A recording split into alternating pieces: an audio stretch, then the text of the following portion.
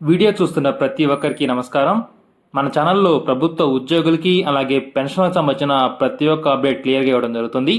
మన ఛానల్ని ఇంకా సబ్స్క్రైబ్ చేసుకునే వాళ్ళు చూస్తుంటే తప్పకుండా సబ్స్క్రైబ్ చేసుకొని ఫాలో అవుతామండి. ఇక ఈరోజు వీడియోలోకి వెళ్ళినట్లయితే 23% జీతాలు పెంచుతూ ప్రభుత్వం ఉత్తర్వులు అయితే జారీ చేయడం జరిగింది. దానికి సంబంధించిన పూర్తి వివరాలేంటో ఈ వీడియోలో చూద్దాం. రాష్ట్రంలో ఎన్నికల వేళ ప్రభుత్వం కీలక నిర్ణయం తీసుకుంది. గతంలో వైఎస్ జగన్మోహన్ రెడ్డి గారు పాదయాత్ర సందర్భంగా ఇచ్చిన హామీ మేరకు ఓ కీలక విభాగంలో ఉన్న ఉద్యోగులకు జీతాలు పెంచుతూ ఉత్తర్వులు జారీ చేసింది.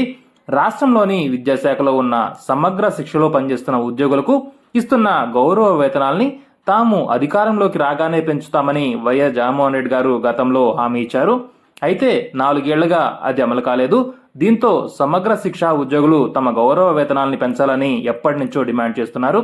దీంతో ప్రభుత్వం తాజాగా సమగ్ర శిక్షలో పనిచేస్తూ 2019లో జీతాల పెంపు పొందని ఉద్యోగులందరికీ గౌరవ వేతనాలు పెంచింది. మొత్తం మీద రాష్ట్రంలో సమగ్ర శిక్షలో పనిచేస్తూ 2019లో గౌరవ వేతనాలు పెరగని వాళ్ళందరికీ జనవరి 1, 2024 నుంచి ఏకంగా 23% వేతనాలు పెంచుతూ విద్యాశాఖ ఉత్తర్వులు జారీ చేసింది. దీంతో ఆ మేరకు వారికి వేతనాలు అయితే పెరగనున్నాయి. సమగ్ర శిక్ష ప్రాజెక్ట్ డైరెక్టర్ నుంచి తాజా పరిస్థితులపై అందిన సమాచారం మేరకు ఈ వేతనాలు పెంచుతున్నట్లు విద్యాశాఖ ఉత్తర్వుల్లో పేర్కొంది.